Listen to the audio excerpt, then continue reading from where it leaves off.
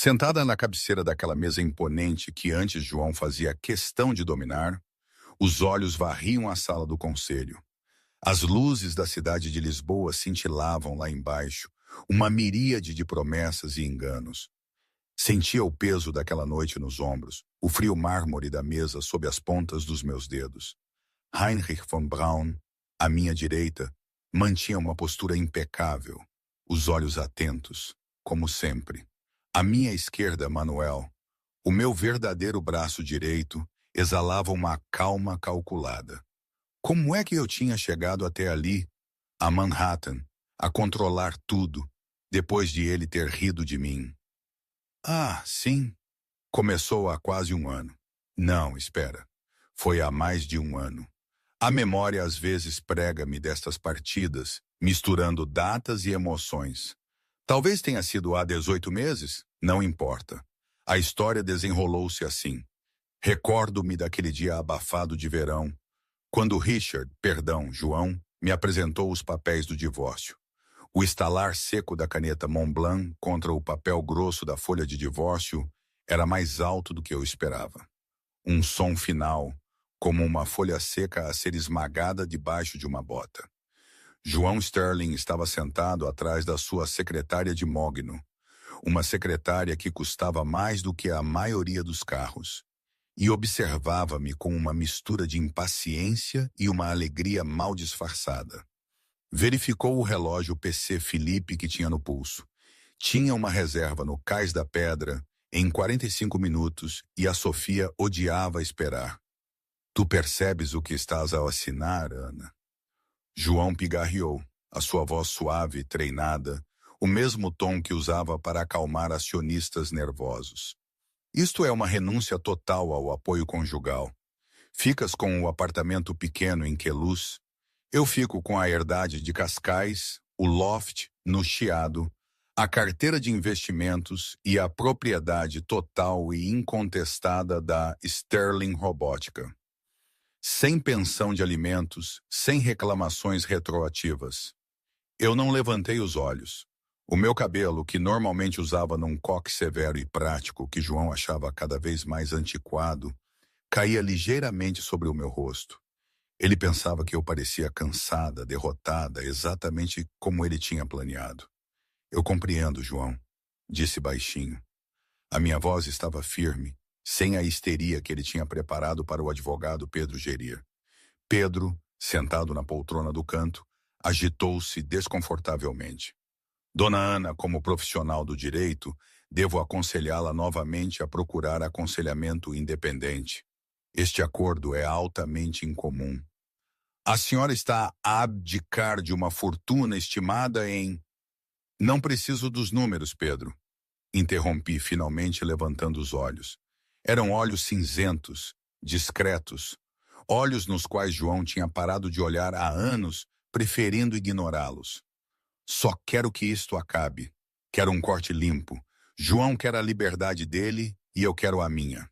João inclinou-se para a frente, mostrando o seu sorriso vencedor, aquele que o tinha levado à capa da Forbes como o visionário da automação. Bela, ser razoável, disse João, fingindo preocupação. Não sou um monstro. Escrevo-te um cheque de 50 mil euros para te ajudar a instalar. Não quero que morras de fome nas ruas. Não, disse eu.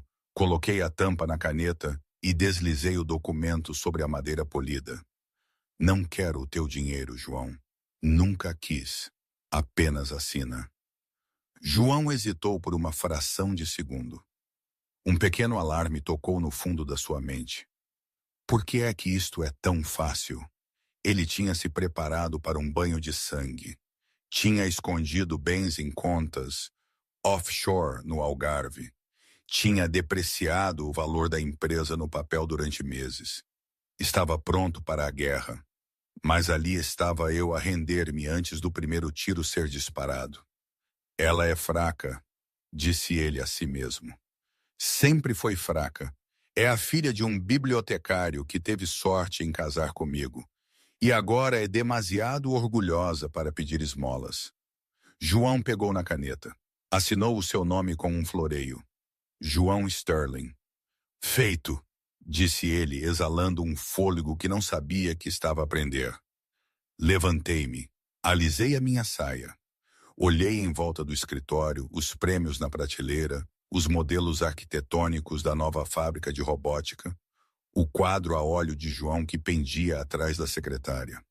Adeus, João, disse. Leva o carro da empresa, João ofereceu, já a pegar no telemóvel para enviar uma mensagem a Sofia. Está feito, homem livre. Não, obrigada, disse. Vou a pé. Pigarreei. Virei-me e saí pelas pesadas portas de carvalho. Não as bati. Não chorei. Apenas saí. João olhou para Pedro. Consegues acreditar nisso? Nem um cêntimo. Pedro franziu a testa, recolhendo os papéis. É o melhor negócio que alguma vez vi, João. Mas parece errado. As pessoas não se afastam de 50 milhões de euros assim. A Ana não é as pessoas. João riu, levantando-se e abotoando o seu casaco Brioni. É um rato. E o rato acabou de fugir de volta para o seu buraco. Agora, se me dás licença, tenho uma celebração para assistir. Enquanto João saía do seu escritório, sentia-se mais leve que o ar. Tinha a empresa, tinha o dinheiro, e em breve teria a Sofia no braço, uma mulher que realmente parecia a esposa de um CEO. Não notou que eu tinha deixado o meu anel de casamento no canto da sua secretária. E certamente não notou que o diamante no centro, uma pedra que ele afirmava ser um impecável de 2 quilates, era na verdade uma zircônia cúbica de alta qualidade. O verdadeiro diamante, aquele que a avó dele me tinha dado para me entregar, tinha desaparecido. Porque eu sabia algo que João não sabia. Sabia que o diamante era a única coisa de valor que João realmente possuía, livre e sem qualquer vínculo. Tudo o resto, a empresa, as casas, o estilo de vida, estava construído sobre uma fundação de areia. E eu era quem controlava a maré. Passaram-se uns bons 3 meses desde que o divórcio foi finalizado. João Sterling vivia a vida que sempre sentiu que merecia. A gala anual da Sterling Robótica estava a aproximar-se. A gala do século, a imprensa estava a chamar-lhe, e João era o menino de ouro da cena tecnológica de Nova York. Ele estava na varanda do loft do Chiado, com um copo de scotch, de 25 anos na mão. Sofia estava lá dentro a dar ordens em voz alta aos caterers para um brunch pré-gala. Usava um roupão de seda que custava mais do que todo o meu guarda-roupa. João, querido, Sofia gritou. O florista diz que não consegue as orquídeas brancas para os centros de mesa da gala. Querem usar lírios. Lírios? Consegues acreditar? Lírios são para funerais. Diz-lhes para voarem com as orquídeas da Holanda se for preciso. João gritou de volta, irritado. Não me importo com o custo. Tomou um gole de scotch e franziu a testa. O sabor estava estranho. Na verdade, muitas coisas andavam estranhas ultimamente. Começou com as pequenas coisas. O pessoal doméstico que estava com eles há anos, todos se demitiram dentro de uma semana depois de eu ter saído. Não pediram aumentos, apenas foram embora. João teve de contratar uma agência de pessoal e a nova empregada roubou garfos de prata. Depois, houve os convites. João estava habituado a ser convidado para jantares íntimos de alta sociedade no Grêmio Literário ou fins de semana privados na Comporta. Mas nos últimos 2 meses, o telefone tinha estado estranhamente silencioso. Quando ele se encontrou com George Holloway, um contacto bancário-chave no clube, Jorge tinha-o olhado com uma estranha mistura de pena e confusão e rapidamente se desculpou. Mas o maior problema era na empresa. A Sterling Robótica estava a sangrar dinheiro. Não faz sentido, João murmurou para si mesmo, olhando para o horizonte. Voltou para dentro, ignorando a lamúria da Sofia sobre flores, e refugiou-se no seu escritório em casa. Abriu as folhas de cálculo. Durante 10 anos, a Sterling Robótica tinha operado com um enorme e misterioso influxo de capital operacional que João sempre atribuiu a investidores anjo, geridos por um paid blind trust, chamado Argus Capital. Ele nunca tinha conhecido as pessoas por trás da Argos. Apenas sabia que sempre que tinha um problema de fluxo de caixa, reclamava sobre isso ao jantar. E dentro de 48 horas, a Argos injetava liquidez ou aprovava um empréstimo com juros baixos. Ele assumiu que era o seu gênio a atrair capital. Mas desde o dia em que assinei os papéis do divórcio, a Argos Capital tinha ficado em silêncio. Atende, droga! João sibilou, discando o número do contacto da Argos. O número que discou já não se encontra em serviço. João bateu o telefone. Ótimo, não preciso deles. Vamos abrir o capital no próximo ano, de qualquer maneira. Abriu o e-mail. Havia uma mensagem do seu CFO marcada como urgente. Assunto: problema na cadeia de suprimentos. Os microprocessadores. João, temos um grande problema. O fornecedor exclusivo dos chips de orientação, a Vanguard Tech, notificou-nos que se recusam a renovar o nosso contrato. Alegam uma reestruturação de prioridades. Sem esses chips, o protótipo MK4 é um peso de papel. Não podemos apresentá-lo na gala. João sentiu um suor frio na linha do cabelo. O MK4 era a peça central da gala. Era a razão pela qual ele tinha convidado toda a Fortune 500. Ponham-me a Vanguard ao telefone! Ele rugiu saindo do escritório furiosamente. Sofia levantou os olhos da sua revista. João, para de gritar! Estás a estragar a vibe. Cala-te, Sofia, João retorquiu. O negócio está sob ataque. Passou a semana seguinte num frenesim. Cada vez que tentava resolver um problema, outro aparecia. O arrendamento do armazém em Sacavém. Acontece que o edifício era propriedade de uma empresa de fachada que decidiu triplicar a renda. A patente do seu mecanismo de articulação. Um escritório de advocacia enviou uma carta de cessar e desistir alegando prior arti. Parecia coordenado. Parecia um cerco. Mas João era um narcisista. Não conseguia ver o padrão. Ele apenas via inimigos a tentar derrubar um grande homem. Eles estão com inveja, disse ele a Pedro, o seu advogado, ao almoço. Eles veem-me sozinho, sem o peso morto daquela mulher, e querem testar-me. Bem, vou mostrar-lhes. A gala vai avançar. Vou anunciar a aquisição da Cases, a empresa rival. Vou blufar sobre os chips. João, Pedro disse cautelosamente, adquirir a Cases exige capital que não temos. Estás endividado até o pescoço. Tenho uma reunião, João pigarreou com um brilho nos olhos, com o grupo Etéreos. São um conglomerado europeu à procura de um ponto de apoio nos Anineus. Enviei-lhes uma proposta. O representante deles está a voar para a gala para assinar o acordo. Etéreos? Pedro franziu a testa. Já ouvi o nome. Muito privados. Muito dinheiro antigo. Tens a certeza de que estão interessados? Eles responderam ao meu e-mail pessoalmente. João sorriu. Bem, o assistente do diretor fê-lo. Estão a enviar um parceiro sênior. Vou estender o tapete vermelho. Assim que a Etéreos assinar um cheque de 200 milhões, todos estes pequenos problemas desaparecem.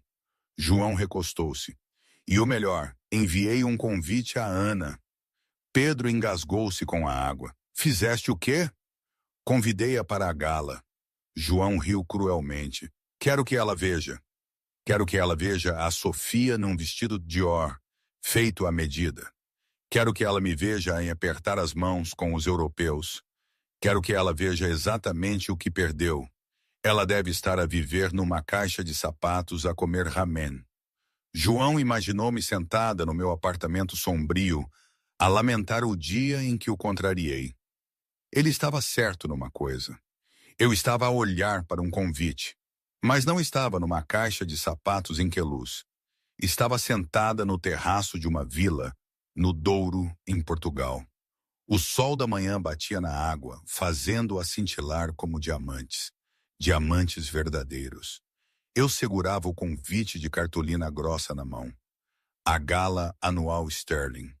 Vais mesmo? Uma voz perguntou atrás de mim. Virei-me. Um homem de fato de linho estava ali. Era Manuel, O meu verdadeiro advogado, não o advogado de família Pedro, que era um ingênuo, mas o homem que geria o verdadeiro fundo fiduciário familiar. O fundo que o meu avô, um magnata do aço que detestava a publicidade, tinha construído. O fundo que operava sob os nomes de Argus Capital, Vanguard Tech e a Shell Company, que possuía o armazém de Sacavém. Sorri. Não era o sorriso tímido e submisso que João conhecia. Era um sorriso que tinha dentes. Eu vou, Manuel, disse, tomando um gole de café expresso. João quer um espetáculo. Acho que lhe devemos dar um. O Gulfstream está abastecido e pronto, disse Manuel. E os papéis de aquisição do Grupo Etéreos estão finalizados. Estás oficialmente listada como a acionista maioritária. Levantei-me. Excelente. Diz ao piloto que voamos para Lisboa esta noite. E Manuel? Sim, Ana. Liga para a casa de moda em Milão. Preciso de algo para vestir. Algo que diga aquisição hostil. A gala Sterling Robótica foi realizada no Hotel Ritz Lisboa, um local escolhido especificamente pela sua opulência do velho mundo. João queria o contraste. Ele queria os seus robôs elegantes e terrivelmente avançados ao lado de candelabros de cristal e cortinas de veludo. Era uma metáfora, disse ele à imprensa, para o casamento entre a tradição e o futuro. Mas enquanto João estava no topo da grande escadaria, a cumprimentar os convidados com um sorriso que começava a fazê-lo doer a mandíbula, o único casamento em que pensava era no que ele acabara de terminar. João, para de ver o telemóvel. Sofia sibilou. Agarrava o braço dele com uma força surpreendentemente forte. Usava um vestido de escamas prateadas que ela dizia ser haute couture, mas que João secretamente achava que a fazia parecer uma truta de luxo. As pessoas da Etéreos vão chegar quando chegarem. Pareces desesperado. Estou desesperado, Sofia. João sussurrou de volta, inclinando-se para que o fotógrafo por perto não registrasse o movimento. Se eles não assinarem a carta de intenções hoje à noite, o banco exige o empréstimo da casa de Cascais na segunda-feira, e a conta de salários para o próximo mês está atualmente vazia. O sorriso de Sofia não vacilou, mas os seus olhos ficaram frios. Bem, resolve isso. Eu não me divorciei do meu marido magnata do petróleo para namorar com um mecânico falido. João estremeceu. Essa era a questão com Sofia. Ela era excitante. Sim, era bonita, inegavelmente, mas era transacional. Ana tinha sido segura. Ana teria estado a segurar-lhe a mão, a dizer-lhe que iriam resolver as coisas, a oferecer-se para vender as joias da avó dela. Deus, por que estou a pensar nela? João abanou a cabeça. Ela provavelmente está sentada de pijama em Queluz agora mesmo, a ver isto no Instagram. O salão estava a encher. A elite de Lisboa estava ali a beber o champanhe de João e a comer o seu caviar. Havia senadores, rivais tecnológicos e gestores de fundos de cobertura, mas a atmosfera era estranha. Havia um murmúrio a percorrer a multidão. João avistou George Holloway, o banqueiro que o tinha evitado no clube. George estava a sussurrar freneticamente a um homem que João reconheceu como o CEO da Orion Systems, o maior concorrente da Sterling. João desceu as escadas, puxando Sofia com ele. Jorge, Manuel! Tão feliz que puderam vir. Os dois homens pararam de falar imediatamente. Olharam para João com uma expressão que se situava entre a diversão e a pena. Olá, João, né? Disse Manuel, girando o seu uísque.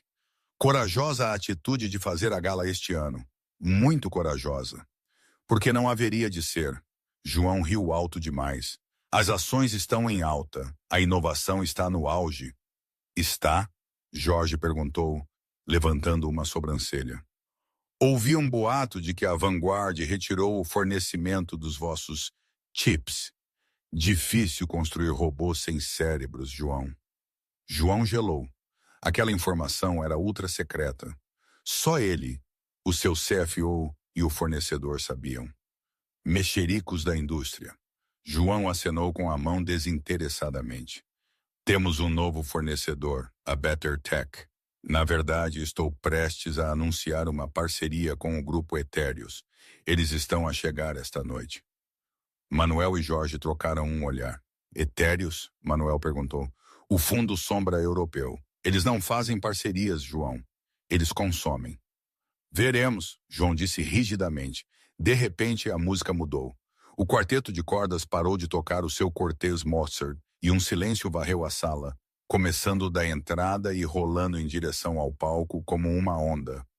As cabeças viraram-se, as conversas morreram a meio da frase. João virou-se para as enormes portas duplas. São eles? Sofia perguntou, ficando na ponta dos pés. São os europeus? As portas abriram-se, mas não foi um grupo de banqueiros europeus aborrecidos de fatos cinzentos que entrou. Foi uma mulher. Ela estava flanqueada por 4 homens que pareciam esculpidos em granito. Segurança privada, claramente, mas vestidos de smoking que custavam mais do que o carro de João.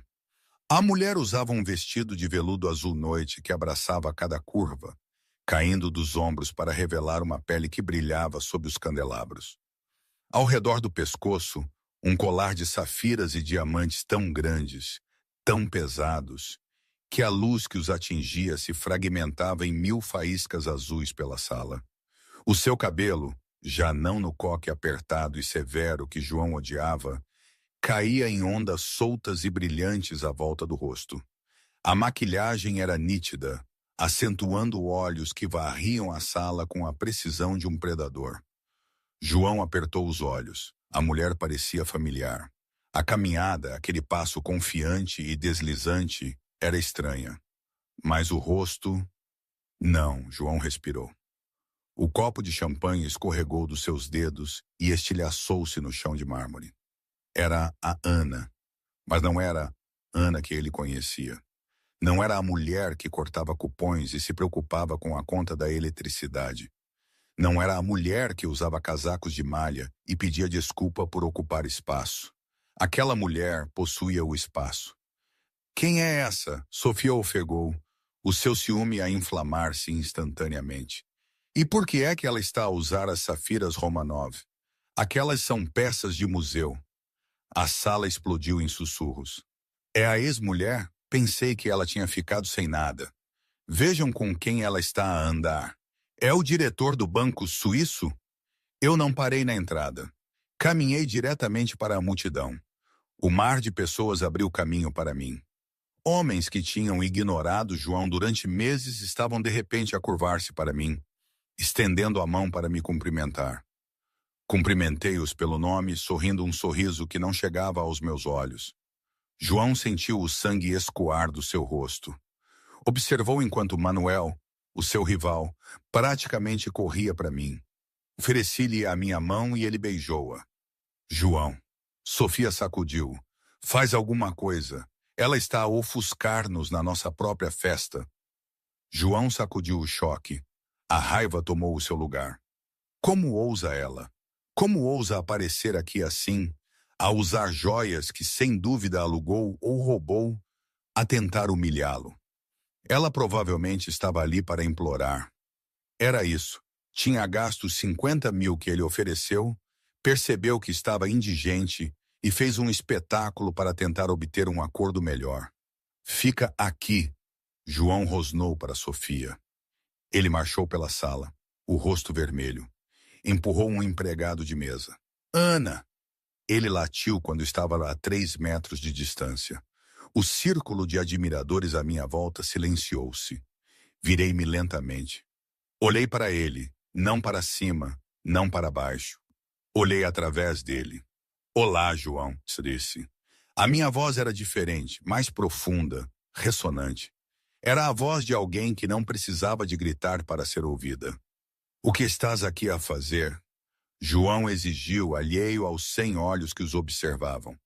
A lista de segurança é estritamente VIP. Não me lembro de ter enviado um convite para a biblioteca pública.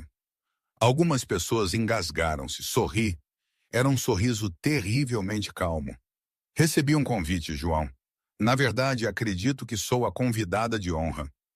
Convidada de honra? João riu, um som áspero e latido. Estás delirante. Olha, Ana, se precisavas de dinheiro, devias ter ligado à minha assistente. Poderíamos ter arranjado uma pensão mensal. Não precisavas de alugar um vestido e invadir a minha gala para implorar. O homem ao meu lado, Heinrich von Braun, deu um passo à frente. Era alto, de cabelos grisalhos e irradiava poder. Senhor Sterling, disse o homem com um forte sotaque suíço, aconselho-o a falar com Madame Sterling com mais respeito. Quem é você? João retorquiu. Eu sou Heinrich von Braun, disse o homem suavemente. Diretor do grupo Etereus. João congelou. O seu cérebro tentou processar a informação. Etereus, os investidores, os salvadores. Senhor von Braun, João gaguejou, a sua raiva instantaneamente substituída por bajulação. Eu não percebi. Lamento imenso. Estive à sua espera. Mas por que está com a minha ex-mulher? Heinrich olhou para mim. Inclinou ligeiramente a cabeça. Estou com ela, Heinrich disse. Porque ela é a presidente do conselho da Etereus. Ela é a minha chefe. E, Sr. Sterling, ela é quem está a rever o seu pedido de empréstimo. O silêncio na sala era absoluto. Era um vácuo. João olhou para mim. Olhou para as safiras. Olhou para a forma como o banqueiro mais poderoso da Europa se curvava para mim. Não, João sussurrou. Isso é impossível. Tu és ninguém. Dei um passo à frente. Estava perto o suficiente para ele sentir o meu perfume. Não era o cheiro a baunilha que eu costumava usar. Cheirava a ar de inverno e a lírios caros. Nunca fui ninguém, João, disse baixinho, para que só ele pudesse ouvir. Apenas estava em silêncio, e tu estavas demasiado barulhento para notares a diferença. A gala continuou, mas a dinâmica tinha mudado tectonicamente. João já não era o anfitrião. Ele era o entretenimento. Os convidados, sentindo o cheiro a sangue na água, cercaram-me. João retirou-se para o bar, virando 2 scotches, em rápida sucessão. Sofia não estava em lado nenhum. Provavelmente tinha fugido para a casa de banho para ligar à sua advogada ou para apagar as fotos com ele do Instagram. Isto é um pesadelo, João murmurou. Pedro, o seu advogado, apareceu ao seu lado. Parecia pálido e suava profusamente. João, Pedro sibilou, temos um problema, um grande. Achas? João gesticulou descontroladamente em direção ao centro da sala onde eu estava a conversar. A minha ex-mulher acabou de aparecer como chefe da empresa para a qual estou a implorar dinheiro. Como é que isso é possível? O pai dela era um bibliotecário. O pai dela era um bibliotecário, Pedro disse, a voz a tremer. A mãe dela era a única filha de Ellis Thorne. João piscou. Thorne? Como a Thorne Steel? Thorne Shipping? Sim, Pedro disse, limpando a testa com um lenço. Aparentemente, a mãe dela estava afastada da família por se casar com um plebeu. Mas quando o velho morreu há 10 anos, o fundo fiduciário saltou uma geração. Foi inteiramente para Ana. João sentiu a sala girar.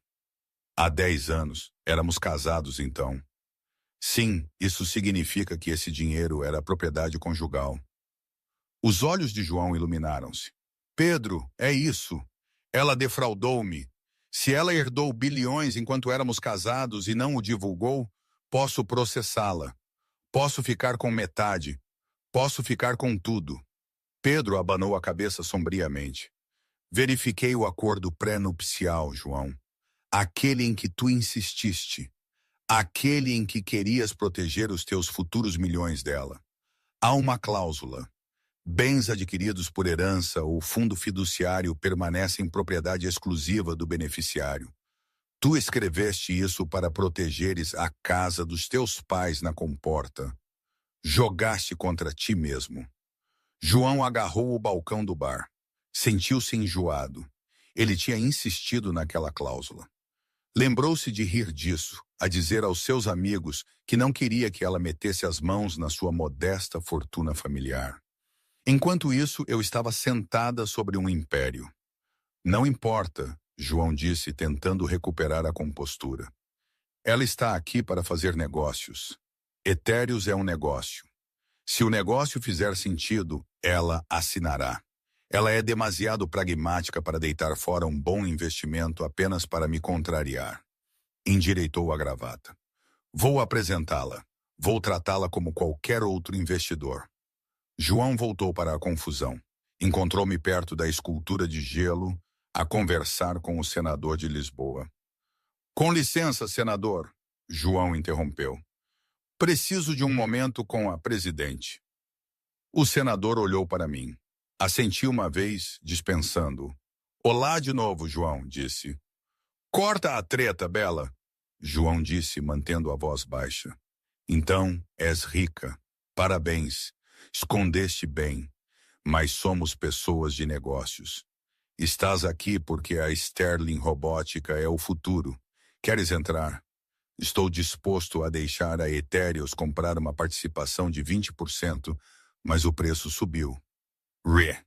Foi um som genuinamente divertido que o perturbou mais do que a minha raiva. Achas que estou aqui para investir? Perguntei. Sei que sim. Precisas da minha tecnologia. O robô MK4 é revolucionário. O MK4?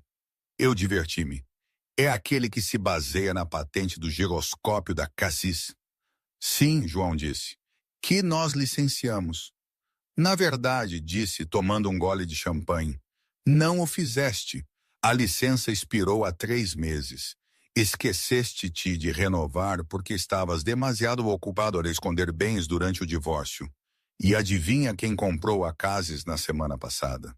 João parou de respirar. Não. A Eterel adquiriu a Cassis na terça-feira, disse. O que significa que cada unidade MK4 que produzes está atualmente a infringir a minha patente. Eu poderia parar a tua linha de produção com um único telefonema.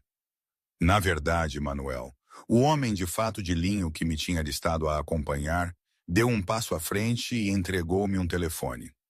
Não, João implorou. Ana, por favor, pensa nos funcionários. Estou a pensar neles, disse. É por isso que ainda não te estou a fechar. O que queres? João perguntou. Sentiu-se pequeno. Sentiu-se como uma criança.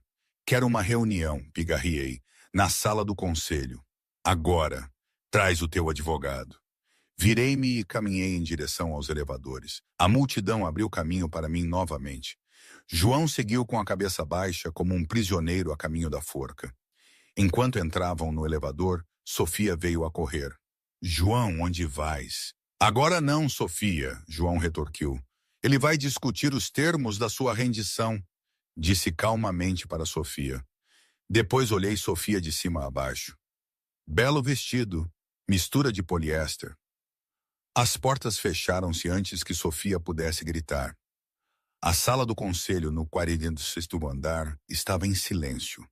As luzes da cidade de Lisboa espalhavam-se lá embaixo, uma grade de eletricidade que João costumava considerar o seu reino. Pigarriei. Agora parecia as grades de uma cela. Sentei-me à cabeceira da mesa, o lugar de João. Heinrich von Braun sentou-se à minha direita. Manuel sentou-se à minha esquerda. João e Pedro sentaram-se no lado oposto. Vamos simplificar, disse.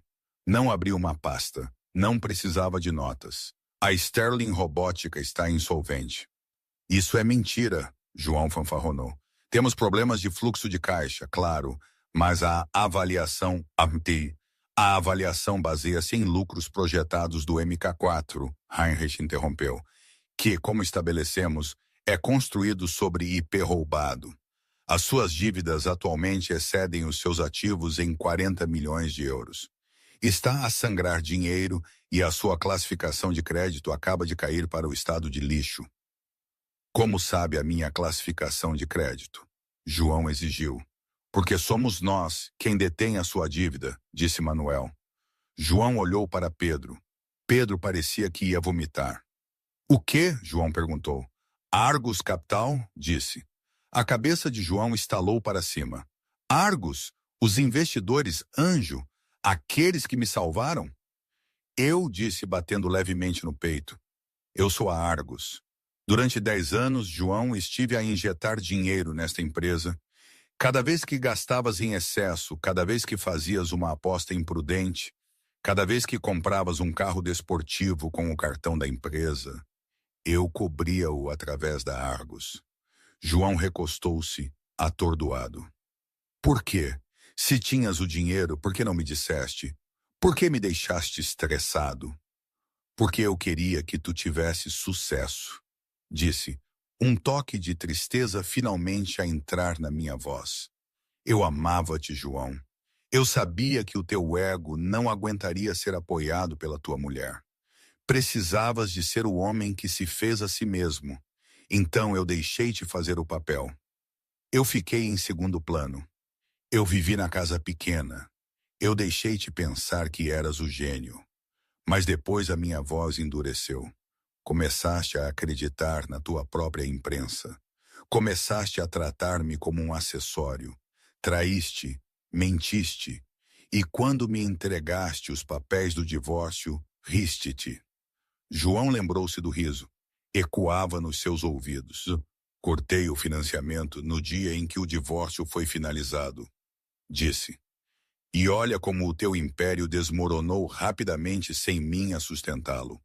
3 meses, João. Foi o tempo que duraste por conta própria. Pigarriei. Então, e agora? João sussurrou. Estás aqui para te vangloriar? Queres ver-me implorar? Não quero as tuas súplicas, disse. Quero a empresa. Deslizei um único pedaço de papel pela mesa. Esta é uma oferta de compra. João agarrou o papel, verificou o número. Mole! João gritou. Levantou-se derrubando a cadeira. Moio, esta empresa vale milhares de milhões. Esta empresa vale 40 milhões. Corrigi. Estou a oferecer-me para ela assumir a dívida. Pagarei aos credores. Manterei as fábricas abertas. Salvarei os empregos dos funcionários. Mas tu vais embora. Eu construí isto, João gritou. É o meu nome no edifício. E continuará a ser o teu nome, disse, como uma marca de legado, mas serás removido como CEO com efeito imediato. Serás despojado das tuas ações e desocuparás as instalações. Não assino, João disse. Vou lutar contra ti, vou declarar falência. Se declarares falência, Pedro sussurrou, os peritos forenses virão. Encontrarão as contas offshore, João. Encontrarão a evasão fiscal. Irás para a prisão. João olhou para Pedro, traído. Tu devias estar do meu lado. Estou a aconselhá-lo sobre como evitar a prisão, Pedro disse. Aceite o acordo. João olhou para o papel. Olhou para mim. Eu já não estava zangada. Eu parecia aborrecida. Eu estava a verificar o relógio. Tem 5 minutos, disse. Depois disso, eu retiro os empréstimos. Imporei a infração de patente e divulgarei o dossiê sobre o teu desfalque à CMVM. Tu escolhes uma saída limpa ou uma acusação federal. João olhou pela janela. A gala ainda decorria lá embaixo. Estavam a brindar ao seu sucesso. Percebeu, com um peso esmagador, que nunca tinha tido sucesso. Tinha sido uma criança a brincar com brinquedos que a sua esposa lhe comprava. Pigarriei. Pegou na caneta. Era a mesma Mont Blanc que ele usara para assinar os papéis do divórcio. Assinou o seu nome, João Sterling. Estendi a mão à minha carteira. Tirei uma nota nova de $1. Coloquei-a na mesa. Feito, disse. Levantei-me. Heinrich e Manuel levantaram-se comigo. O que me acontece? João perguntou, a voz quebrada. Para onde vou? Ouvi dizer que o apartamento em Queluz está disponível, disse. Mudei-me esta manhã. Pigarriei. Virei-me para sair. Espera, João disse. A gala. Tenho de ir lá abaixo. Tenho de fazer um discurso. Parei à porta. Olhei por cima do ombro, as safiras a apanhar a luz. Não te preocupes com o discurso, João, disse. Eu farei. E final, agora é a minha empresa. A descida de elevador do quarto andar pareceu uma descida ao inferno. Mas para mim, era uma volta de vitória. Observei os números a descer. 39, 38, 37. E a cada andar que passava, sentia o peso de 10 anos de silêncio a sair dos meus ombros. Ao meu lado, Manuel ajustava os seus punhos. O comunicado de imprensa já está ativo, disse baixinho. A Bloomberg, o Wall Street Journal e o Financial Times acabaram de dar a notícia. Grupo Ethereus adquire Sterling Robótica em aquisição hostil. CEO João Sterling deposto. O preço das ações, na verdade, subiu 8% com a notícia. Sorri, uma expressão fria e cortante. O mercado odeia a incerteza, Manuel, e João era tudo menos incerto. Quando as portas do elevador se abriram no nível do salão de baile, a atmosfera tinha mudado. Os sussurros abafados de antes tinham se transformado num burburinho frenético. Todos os telefones na sala tinham se iluminado com a notícia. Enquanto eu saía, o mar de tuxedos pretos e vestidos de designer não se abriu apenas. Recuou, criando uma ampla avenida de admiração e medo. Caminhei em direção ao palco. Não procurei por João. Eu sabia que ele ainda estava na sala do conselho, a olhar para uma nota de €1, a tentar compreender a demolição do seu ego. Peguei no microfone. O feedback chilreou por um segundo antes de o silêncio cair sobre o grande salão de baile do Hotel Ritz. Senhoras e senhores, comecei. A minha voz estava firme, amplificada pelos altifalantes, preenchendo cada canto da sala. Obrigada pela vossa paciência. Sei que muitos de vós vieram aqui esta noite à espera de uma demonstração do protótipo MK4. Vieram para ver o futuro. Pausei, deixando a tensão aumentar. O futuro não é uma máquina, disse. O futuro é estabilidade. Esta noite tenho o prazer de anunciar que a Sterling Robótica foi totalmente adquirida pelo Grupo Ethereus. Estamos a reestruturar. Estamos a refinanciar e estamos a remover a instabilidade que assombrou esta empresa nos últimos 3 trimestres. Um murmúrio percorreu a multidão. Eles sabiam o que a instabilidade significava. Era código para João. Com efeito imediato, continuei, os meus olhos varrendo a sala até pousarem em Sofia, que estava perto da torre de camarões, a olhar freneticamente para o telemóvel. O senhor João Sterling renunciou ao cargo de CEO para prosseguir interesses pessoais. Assumirei o papel de CEO interina até que um substituto adequado seja encontrado. Por favor, desfrutem do champanhe. É por minha conta. O aplauso foi educado no início, depois trovejante. Aquelas pessoas não se importavam com João. Importavam-se com os seus investimentos. Importavam-se que a empresa fosse agora apoiada por dinheiro europeu real, não pelo fumo e espelhos de João. Enquanto o aplauso diminuía, as portas do elevador abriram-se novamente. João tropeçou para fora. Parecia um homem que tinha envelhecido 10 anos em 10 minutos. A gravata estava desapertada, o cabelo estava desgrenhado, e os olhos estavam selvagens. Viu-me no palco, no seu palco, a desfrutar do aplauso dos seus amigos. Correu para o palco. Esperem, ele gritou. Ela enganou-me. Ela está a mentir.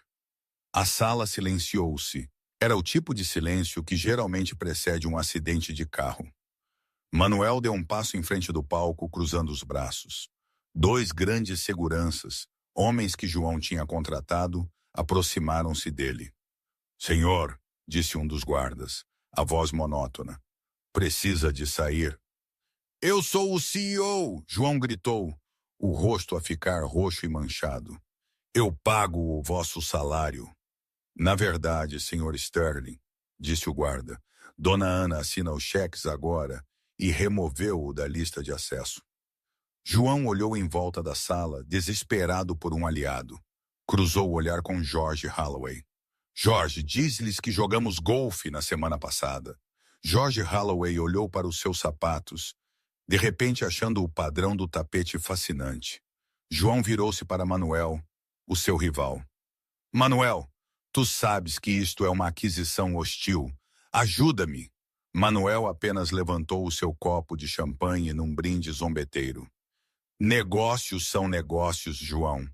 Então João viu-a, a última tábua de salvação. Sofia! João gritou, correndo em direção a ela. Sofia, amor, temos de ir. Vamos ligar ao teu pai. Vamos processá-los. Vamos levar o jato para o Algarve. Sofia ficou ali congelada. Segurava o seu telemóvel, o ecrã a mostrar a notícia de última hora. João Sterling, a fraude por trás da máscara. Olhou para João, suado, desesperado, falido, e depois olhou para mim no palco, régia, poderosa, bilionária. Não me toques! Sofia sibilou, dando um passo para trás. O quê? João parou atordoado. Tu disseste-me que valia 50 milhões. Sofia disse, a voz a aumentar para que as pessoas por perto pudessem ouvi-la encenar a sua própria indignação. Tu disseste-me que eras um visionário. És uma fraude, João. Estás falido. Eu consigo resolver. João gaguejou. Ainda tenho a casa de Cascais. Podemos vendê-la.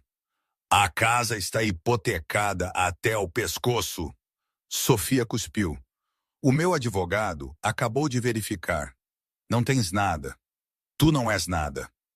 Levantou a mão e desengatou o colar de diamantes que ele lhe tinha dado no aniversário. Atirou-o ao peito dele.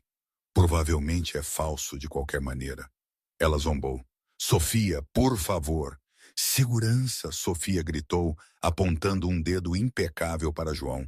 Este homem está a assediar-me. A crueldade disso foi de tirar o fôlego. A mulher por quem ele tinha destruído o seu casamento estava agora a chamar a segurança para ele na sua própria festa.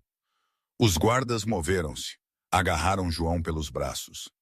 Deixem-me ir, João debateu-se. Eu sou João Sterling, eu sou um gênio. Eu observei do palco, não sorri, não me vangloriei. Apenas observei com uma curiosidade desapegada, como um cientista a observar uma amostra sob um microscópio. Enquanto o arrastavam para a saída, João olhou para trás uma última vez. Cruzou o meu olhar. Levantei a mão num pequeno e educado aceno. O mesmo aceno que lhe fazia quando ele saía para o trabalho de manhã, na altura em que ele me ignorava. As portas bateram. A música recomeçou. Um animado número de jazz. A multidão voltou a beber. A memória de João Sterling já a desvanecer como um pesadelo. Desci as escadas. Heinrich entregou-me um copo fresco de água com gás. Foi brutal. Heinrich observou. Não, disse tomando um gole. Isso foi apenas o balanço a corrigir-se a si mesmo. 11 meses depois, o despertador não tocou. Gritou. Era um pulso eletrônico irregular que cortava o ar abafado do apartamento na cave em Sacavém. João Sterling gemeu, a mão tateando no escuro para silenciar o barulho. Os seus dedos roçaram numa mancha pegajosa na mesa de cabeceira. Um derramamento de um copo de noodles, instantâneos que ele não tinha tido energia para limpar na noite anterior. Ele rolou, as molas finas do colchão a escavarem as suas costelas. Por um segundo fugaz e cruel, o seu cérebro esqueceu-se. Esperava-la acordar no loft do chiado, o cheiro a café expresso fresco a flutuar da cozinha, os lençóis de algodão egípcio de 800 fios frios contra a sua pele. Esperava verificar o seu telemóvel e ver o seu portfólio de ações a subir 3%. Então abriu os olhos e viu a mancha de água no teto. Tinha a forma de uma caveira. A realidade desabou sobre ele como um golpe físico. Não havia loft, não havia portfólio. Havia apenas a manhã úmida e cinzenta de um homem que tinha perdido tudo. João sentou-se esfregando a mão no rosto. Parecia mais velho do que os seus 42 anos. As linhas de stress em volta da boca eram agora valas profundas, e o seu cabelo, antes tingido e penteado de forma meticulosa, estava a ficar ralo e com fios de um cinzento baço e derrotado. Ele arrastou-se até a kitchenette, um canto da sala com um fogão elétrico e um mini frigorífico que zumbia agressivamente. Fez café instantâneo, mexendo os grumos de pó com uma colher de plástico que tinha guardado de um pedido de comida para fora. Ficou em frente ao espelho rachado na casa de banho para fazer a barba. Olhou para os seus olhos. Eram os mesmos olhos que tinham encarado membros do conselho e encantado investidores. Agora, apenas pareciam cansados. Ainda és um visionário, sussurrou ao reflexo, mas a sua voz falhou. Era uma mentira que ele já não conseguia vender nem a si mesmo. Pôs o uniforme. Era uma camisa polo sintética azul brilhante. O tecido era áspero e não respirável. Bordado no peito estava um logótipo, Swift Logistics. Por baixo, em texto mais pequeno, uma divisão do grupo Ethereos. Essa era a crueldade máxima. Ele não trabalhava apenas num armazém. Ele trabalhava no meu armazém. O trajeto era uma viagem de 40 minutos de metro de humilhação. Ele mantinha a cabeça baixa, aterrorizado de que pudesse encontrar alguém da sua antiga vida. Um analista júnior, um ex-estagiário, qualquer um que pudesse reconhecer João Sterling, o magnata da robótica, de pé num comboio lotado, a cheirar a naftalina e desespero. Quando passou o seu crachá, na entrada do armazém, o terminal apitou um vermelho áspero antes de ficar verde. Pigarriei. Estás atrasado, Rick. O gerente de piso latiu. Jason tinha 23 anos, uma barba rala e uma prancheta que empunhava como um cetro. Na antiga vida de João, Jason não teria qualificação para estacionar o carro de João. Agora Jason era o seu chefe. O metro atrasou, João murmurou, dirigindo-se à sua estação. Desculpas não aumentam a produção, Jason disse, marcando algo na sua prancheta. Vai para o setor 4. Uma das unidades MK4 está a portar-se mal. Está a entupir a linha de triagem. João congelou. O MK4. Ele caminhou até o setor 4, o vasto e cavernoso espaço preenchido com o zumbido das máquinas. E lá estavam eles, centenas deles, os braços robóticos elegantes e articulados que ele tinha idealizado na sua mente 1000 vezes. Moviam-se com uma velocidade estonteante, a separar pacotes, a digitalizar códigos de barras, a pivotar com uma graça quase biológica. Mas a unidade 7 Alpha estava parada. Estava a tremer, uma luz vermelha a pulsar no seu chassis. João aproximou-se, abriu o painel de manutenção. Ele conhecia os esquemas de fiação de cor. Ele tinha desenhado os esboços originais para este mecanismo servo. Estendeu a mão para reiniciar o atuador. Cuidado, velhote. Um colega de trabalho chamado Ramírez gracejou do corredor ao lado. Não faças um curto-circuito. Essa máquina custa mais do que a tua vida. João cerrou os dentes. A tensão na correia secundária é muito alta, murmurou para si mesmo. É uma falha de design no software de calibração. Pegou numa chave. Por um momento, ele não era o Rick, o empregado de armazém. Ele era João Sterling, engenheiro. Ajustou o torque, contornou o limitador de segurança e reiniciou o sistema. O robô zumbiu e ganhou vida. A luz vermelha ficou verde. Retomou o seu trabalho, mais rápido e suave do que antes. João recuou. Um brilho de orgulho acendeu-se no seu peito. Ainda tenho jeito, pensou. Ainda sou o gênio. Atenção a todo o pessoal. O intercomunicador chiava, cortando o barulho. As operações serão pausadas por 15 minutos para uma inspeção de VIP no local. Por favor, limpem os corredores e permaneçam nas vossas estações. O armazém silenciou-se.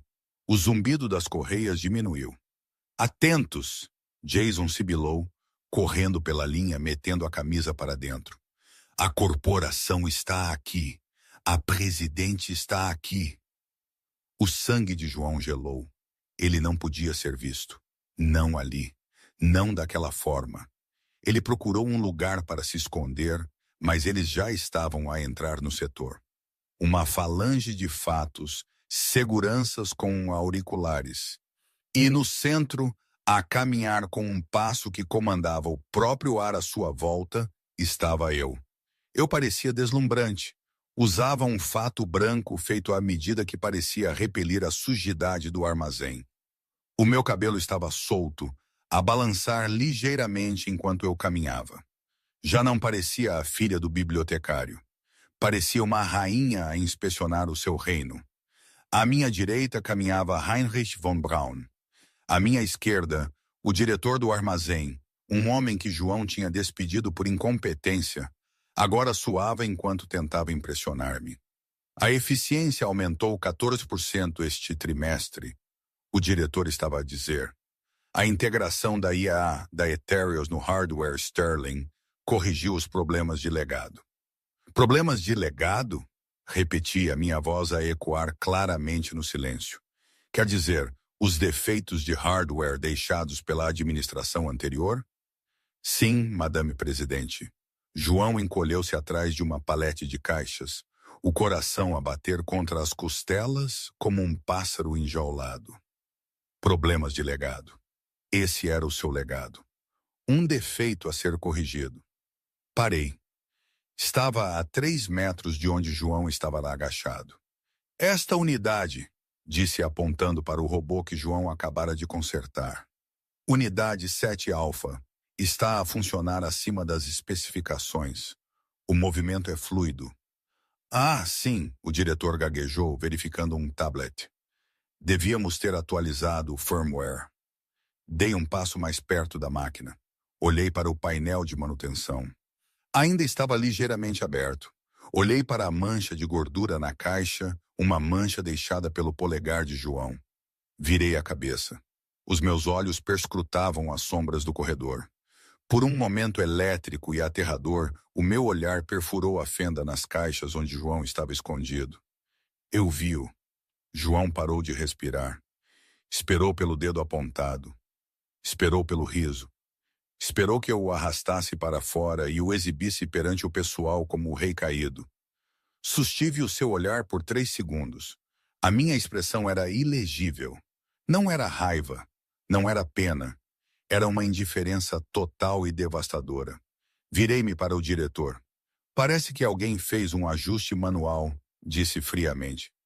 É inteligente, mas não autorizado. Peçam à equipe de engenharia para analisá-lo. Se funcionar, implementem-no em toda a frota. Caso contrário, descartem-no. E o funcionário responsável? Perguntou o diretor. Pausei. Processem a papelada. Não precisamos de variáveis não autorizadas na minha empresa. Virei-me e afastei-me, os meus saltos a clicar em um ritmo de finalidade no cimento. 10 minutos depois, Jason tocou no ombro de João. Ele não segurava a sua prancheta. Ele segurava um envelope. Arruma as tuas coisas, Rick, Jason disse, a voz invulgarmente baixa. Estás despedido. João não argumentou. Não fez um espetáculo. Pegou no envelope. Saiu do armazém para o sol ofuscante da tarde de Sacavém. Sentou-se num passeio perto de uma cerca de arame enferrujada e abriu o envelope. Dentro havia um cheque. Era de 50.000 euros, a quantia exata que ele me tinha oferecido para sobreviver no dia do divórcio. O dinheiro da pena. Atrás do cheque havia uma nota manuscrita em papel de carta grosso creme, com o cabeçalho em relevo da Ethereum. João, viu o ajuste que fizeste à unidade 7 Alpha. Foi brilhante. Era o tipo de engenharia que me fez apaixonar por ti há 20 anos. Mas não consertaste a máquina porque querias melhorar a empresa. Consertaste-a porque querias provar que ainda eras a pessoa mais inteligente da sala. Consertaste-a para o teu ego. É por isso que nunca vais construir nada que dure. Tu constróis para o aplauso, eu construo para a utilidade. Estou a terminar o teu emprego, não por malícia, mas por misericórdia. Um homem como tu apodrecerá num armazém. Precisas de ir para um lugar onde ninguém conhece o nome Sterling. Leva o cheque. É uma indemnização, isenta de impostos. Vai para o Algarve. Compra um pequeno barco. Encontra um bar qualquer. Diz aos estranhos lá que costumavas ser um rei. Eles podem até acreditar em ti, mas não tentes regressar. Tu és um fantasma aqui, João, e eu exorcizei o edifício. João olhou para o cheque. O papel tremeu na sua mão. 50.000 euros. Era o suficiente para recomeçar. Era o suficiente para desaparecer. Olhou para o armazém. Viu o logótipo na lateral do edifício, o A, estilizado da Etéreos, a sombrear o contorno desbotado de onde costumava estar o sinal da Sterling Robótica. Percebeu então que eu não o tinha apenas vencido, eu tinha-o apagado. Eu tinha levado a sua empresa, o seu dinheiro, a sua reputação e até as suas ideias, e eu tinha feito tudo isso sem levantar a voz. João levantou-se, amassou a camisa polo azul e atirou-a para um caixote do lixo. Pôs o cheque no bolso. Caminhou em direção à estação de comboios, mas parou numa banca de jornais. Na prateleira estava exposta a nova edição da revista Time. A capa era um impressionante retrato a preto e branco meu. Eu parecia poderosa, serena e terrivelmente competente. A manchete dizia: a arquiteta silenciosa. Como Anna Thorne salvou o futuro do seu criador. João olhou para o rosto da mulher com quem ele tinha vivido durante uma década. Ele lembrou-se de me pedir para lhe trazer café. Ele lembrou-se de falar por cima de mim em jantares. Ele lembrou-se de rir quando assinei os papéis. Ele tocou na capa da revista, o dedo a traçar a minha linha do maxilar. Eu nunca te conheci, sussurrou. Levantou a gola contra o vento frio e desceu as escadas do metro, descendo para o escuro. Apenas mais um rosto anônimo numa cidade que tinha esquecido o seu nome. E assim, João Sterling desapareceu. Ele aprendeu a lição mais difícil de todas.